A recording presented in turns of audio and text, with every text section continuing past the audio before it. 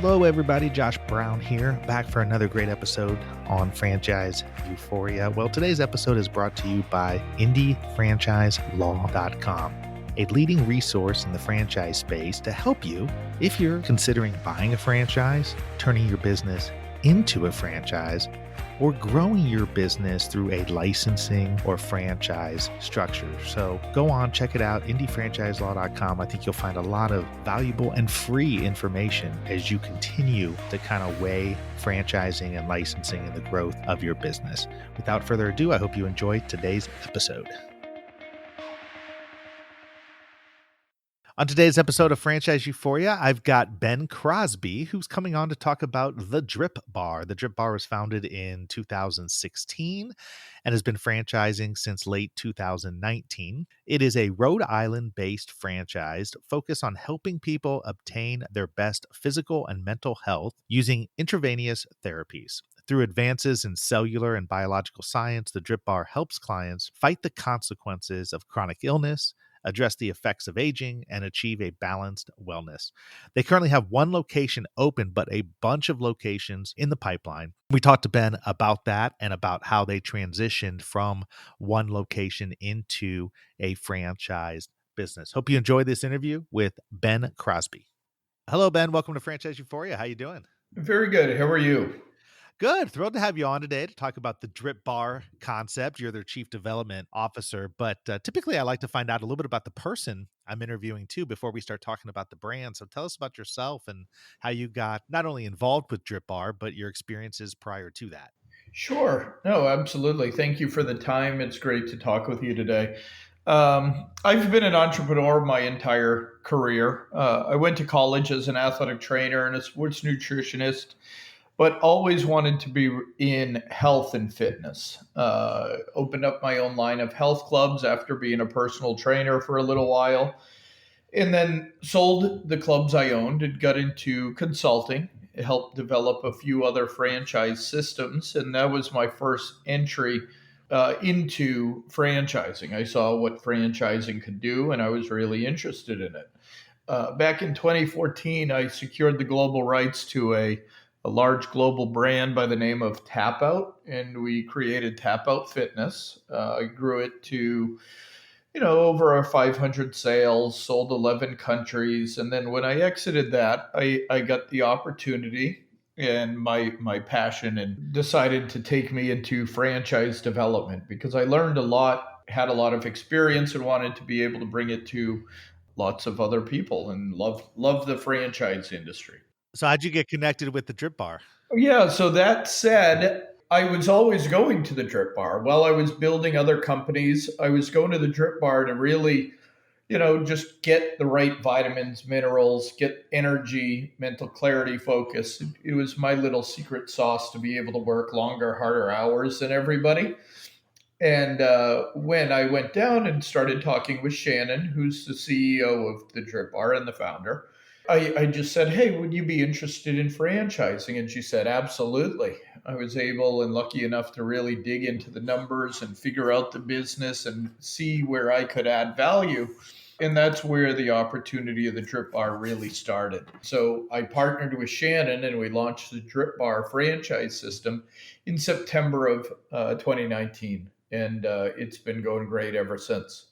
Yeah. So first of all, explain what is the DRIPBaR concept? Sure. So at its core, and what I was originally attracted to is the DRIPBaR is IV vitamins. So IV vitamins go directly into your body right at the cellular level, and then they provide a pretty significant therapeutic effect, meaning you feel better. So I was always traveling quite a bit, so I kept going in for the jet center because I'm not the biggest fan of flying. I'm also not the biggest fan of needles, and it just so happened that I'd go even though I didn't like needles, but because it really worked. So I'd be able to travel cross country, not have jet lag, be able to get off the airplane and go right to work and work all day. So it was a very strong value proposition that I got good results from. So I kept going back.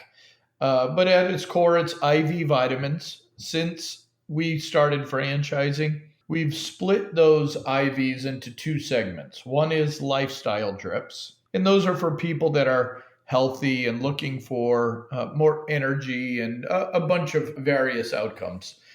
We have about 14 of those. We also split it into health support trips for people that are medically compromised. So it might be a client that has cancer or heart disease or diabetes or other ailments, and we have solutions to be able to help support their proactive health and wellness. We also do Botox and other aesthetics under our additional service category. But now we also offer two other opportunities. One is IM shots, which are concentrated shots of vitamins that go directly into the delt or the glute. Those are really good for people that don't have 25 to 40 minutes to do a full drip. And then we also do support oral supplements, but we've actually created a box, a 30-day box that is paired with every drip we offer to be able to really enhance the benefit. So if somebody comes in for our all-star drip to get ready for some sort of athletic competition, may it be a marathon or a Tough Mudder run, we have a drip, but then we have the follow-up add-on supplements of the all-star supplement line. So that's really what the DRIPBaR is today. So, with regard to the services that provide, it sounds like some of them are quasi-medical versus non-medical. I mean, is that the case? I mean, are some of these medical type services? None of them are medical services. We don't practice medicine. We do put them in different categories of the need and the value proposition. So the ones that are listed under health support, they're all vitamins, minerals, nutrients, antioxidants, items that are naturally occurring, and they're not FDA approved. Nothing that the DRIPBaR does needs to be FDA approved because it's not medication. There are no prescriptions. There is lots of evidence of its efficacy and how it works. But yeah, we're not practicing medicine. We're not treating and diagnosing disease. Yeah, so that because I was kind of curious about that to see if with some of the, so I didn't know if there needed to be like a director of nursing or anything like that. Who's at the location? So I mean, like I believe the first location's in Rhode Island, right? Yep, it's in Warwick, Rhode Island, and the model does work off of a medical director. And so there is a doctor that is named at every location to make sure that everything is abiding by the state specific guidelines, as well as the medical director carries the medical malpractice insurance. They review all of the DRIPBaR SOPs and policies and procedures and ingredients and such. And then they provide the standing order to the nurse in order to perform those treatments. But it's treatments just for individual clients, some of which do have pre existing conditions. And so that first location in Rhode Island, let's talk about that location. So that's been around since 2016. You guys start franchising in 2019, right? Correct. Okay. Talk about that process. I mean, people who are tuning in, I think they find it interesting. At least I hear from them, and they say when guests talk about that whole process going in, some of the things that you had to contemplate and do and change and focus on and tweak and all those sorts of things to take that business that's in one current location and then expand it into a franchise model. Absolutely. And it was a great opportunity because Warwick, Rhode Island, as you said, opened in 2016 as a standalone DRIPBaR. But it was a very raw business, but very profitable. Has tremendous unit level economics. But they ran the DRIPBaR like a doctor's office, other than it being cash pay. So clients would come in, they would go and do their drip. There was no marketing, advertising. There was not the entire operational ecosystem. So I went in because it worked and it worked very well for me and I liked it. It was a great experience. But when I went in and looked at the unit level economics, I saw that it was highly profitable in spite of the marketing and advertising that was done. I recognized an opportunity because On a unit level basis, it's got a tremendous item 19. And we were able to enhance that by layering in my experience in the health club industry and in the spa industry. So we've added memberships, packages, programs, shots, supplements, additional services such as Botox and mobile delivery. So the business model was then crafted to meet the ever changing opportunity of the franchise landscape and to be able to be successful outside of just Warwick, Rhode Island. And our strategy goes as deep as understanding that we're going to be opening traditional locations, but then there's a huge opportunity for non traditional. We expect to be in every airport over the next couple of years. We expect to be integrated into doctors, dentists, chiropractic, physical therapy offices, as well as health clubs and hotels, which we are actually being integrated into quite a few hotels now, especially with the business travelers that have to fly and they're worried about, getting sick or not being prepared for that meeting that they have to get to right away the next day. And are those non-traditional locations, are those operated by the franchisor, or are those franchisees who are then gonna open up in some of those, in the hospitals, the airports, probably not the airports, but the hospitals and the hotels? It's both. This business is built on a very entrepreneurial based spirit. So we have franchisees now that own existing franchise companies. We've had the validation from the franchising industry, people that have owned existing QSRs, like Five Guys Burgers and whatnot.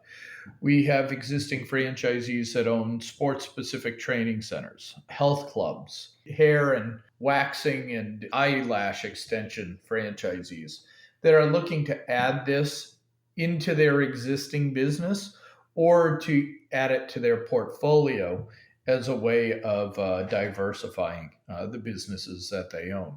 So, in non traditional, there will be opportunities where franchisees own them. And then there are other opportunities where corporate will be opening them. We are focused on getting into the airports over the next year. We have a couple in process, but we're already being developed inside hotels and health clubs now. So the non traditional is a strong route that we are focused on growing within. So how many open franchisees do you have at this time? Well, this is the interesting answer. Currently, we have none open. We started franchising in September. We have quite a few in construction. Our first one is opening in November, November 7th, it looks, for the VIP event. That one will be followed up by Jacksonville, Tampa, San Antonio, Texas, Raynham, Massachusetts, Charlottesville, Virginia. Early next year, we'll be opening Alpine, Fort Collins, Denver, Colorado, Utah, multiple locations in Utah, Houston, Dallas, Orlando, Fort Lauderdale, Florida, also Sarasota. We'll be opening throughout the Carolinas, throughout Virginia, New Jersey, and New York. So our goal is to have 2 to 5 open by the end of the year, and we currently have a pipeline of 50 locations, 50 plus locations to be open in 2021. So you started franchising in September of this year, 2020? 2019, no. Oh, okay, yeah, okay, so I was like, "Wow, that's Yeah. fast." Okay. So why are none of them open? I'm just curious about that. It was just a sort of a strategic decision, or why so many sold but none of them are open? It's all real estate. Everything got paused in Corona Yeah. with the pandemic. Lots of landlords did not want to open up the sites. The rents are dropping that we have seen. Real estate deals have gotten much better. So it was just a place and time situation, not lack of interest and lack of effort. So what type of franchisee are you looking for? Who's gonna be the best fit for the Drip Bar? We always look for entrepreneurs. We're looking for semi absentee business owners. People that own existing franchises are fantastic. But really, just people that have a passion for helping people. Same persona client that we look for when you're developing a health club or a spa. This is a personal care, retail based business. Those are the franchisees we're looking for. But we're looking for somebody that is more entrepreneurial, that really has a passion for this type of modern medical opportunity that the drip bar is. Well, and finally, I know you had mentioned it just a couple minutes ago, but let's talk about COVID for a second, because obviously it's impacted everybody and, Sure. but differently. I mean, different franchises have been impacted differently. I'm curious, with the Rhode Island location, how has that location been impacted by COVID thus far? Yeah, specifically for Warwick, the business has stayed and improved throughout that time. Not only the amount of drips that we do per day and the revenue, but also it streamlined our business, which is interesting to say.